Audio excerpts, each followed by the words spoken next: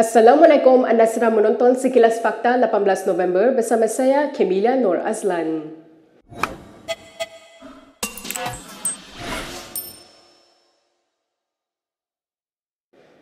Pengerusi Perikatan Nasional Muhyiddin Yassin mendakwa Pakatan Harapan telah menaja kumpulan Kristian dan Yahudin untuk menjajah Malaysia. Dakwaan mengejutkan itu dibuat Muhyiddin ketika berucap di ceramah Mega PN di Parit Jawa, Muar 2 hari lalu.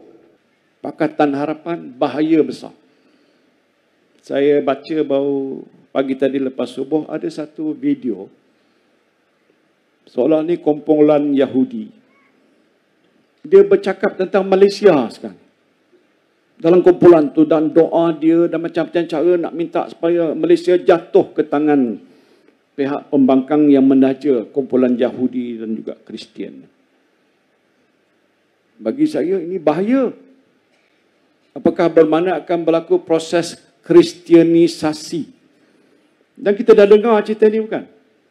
Dalam ucapannya, Muhyiddin turut mendakwa ada orang-orang Melayu menghadiri gereja pada hari Ahad di Kuala Lumpur dan Petaling Jaya kerana telah menganut agama Kristian.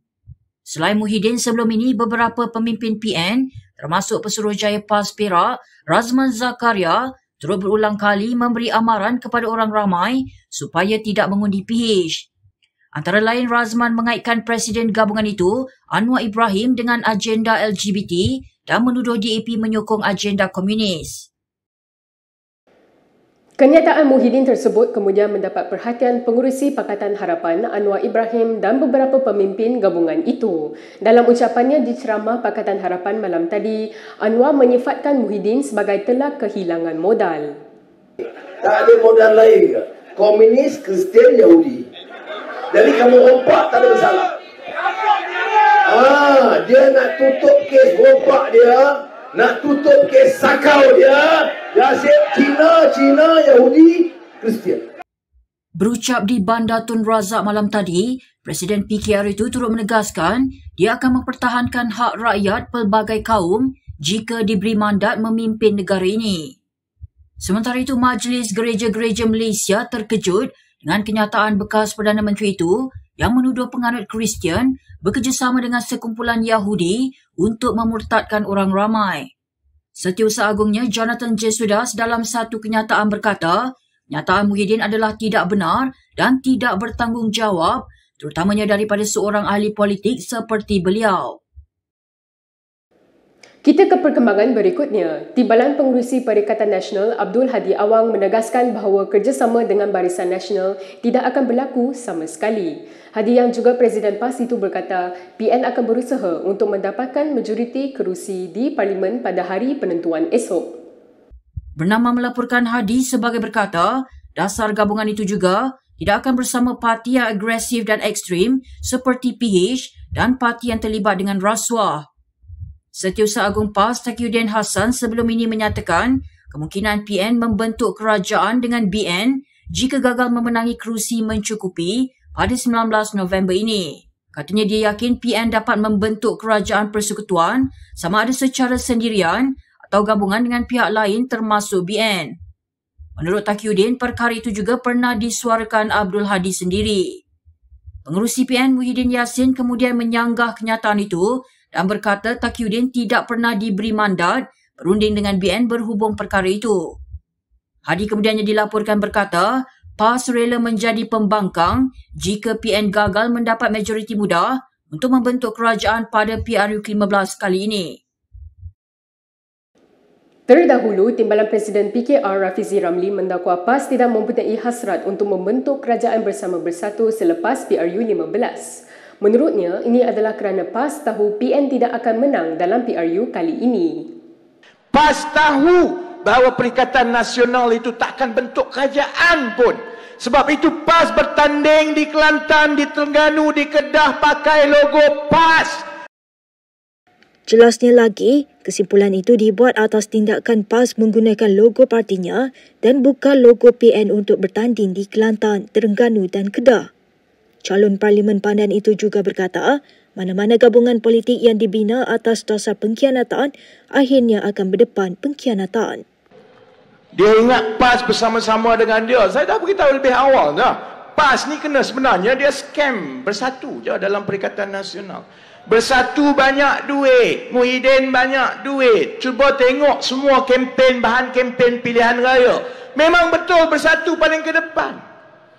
Bendera besar, semua besar, billboard besar. Tak cukup dengan semua tu, dia boleh bayar TikTok influencer. Pakatan Harapan muka aku je lah.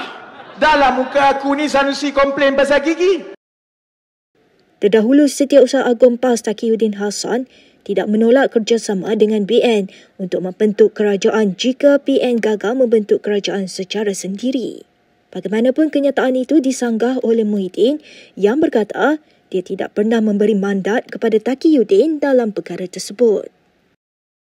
Ubat gigi Zaitun membantu nafas lebih segar dan gigi lebih putih. Ubat gigi Zaitun untuk seisi keluarga.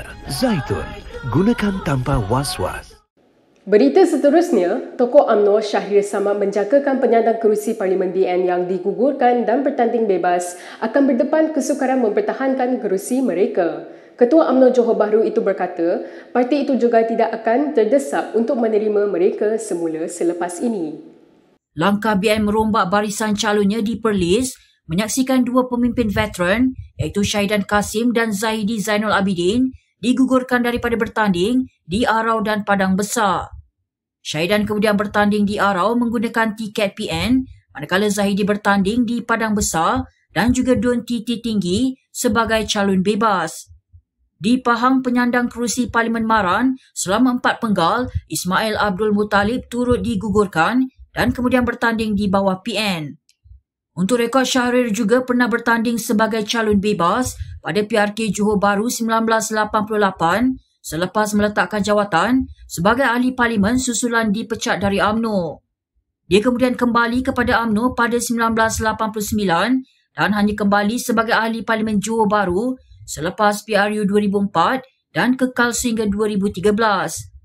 Bagaimanapun, Shahrir berkata, keadaan hari ini berbeza dengan situasi pada 1988 berikutan krisis kehakiman yang berlaku ketika itu. Tuan Ibrahim Tuan Man telah memulakan proses saman fitnah terhadap Rafizi Ramli berhubung dakwaannya berkaitan projek tebatan banjir.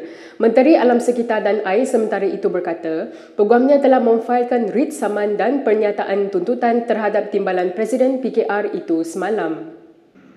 Menurutnya, Rafizi tidak memenuhi notis tuntutan bertarikh 10 November 2022 yang memberinya tempoh 7 hari untuk memohon maaf dan menarik balik dakwaan yang dibuat.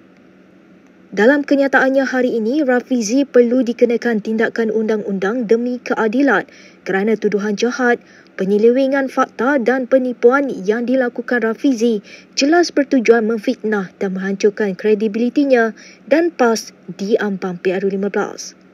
Sebelum ini, Rafizi mendakwa kementerian itu dalam proses menganugerahkan projek tempatan banjir di Sungai Langat 2 yang bernilai 2 bilion ringgit secara rundingan terus kepada sebuah syarikat pada 7 Oktober sehari sebelum Parlimen dibubarkan. Bagaimanapun, Tuan Ibrahim menafikan dan berkata surat itu jelas menunjukkan bahawa dia dan kementeriannya tidak terlibat dalam kelulusan tersebut. Sehubungan itu, Rafizi mencabar Tuan Ibrahim meneruskan niat menyamannya dan akan tampil ke mahkamah kerana mendakwa mempunyai bukti kukuh mengenai penyelewengan yang berlaku. Berikut beberapa lagi ringkasan berita untuk hari ini.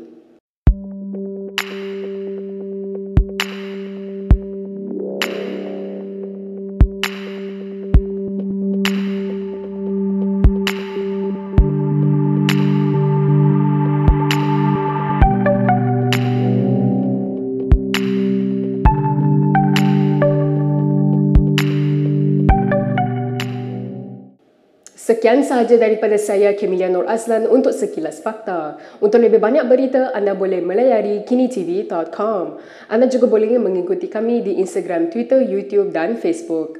Salam menunaikan tanggungjawab mengundi daripada seluruh warga kerja Kini TV.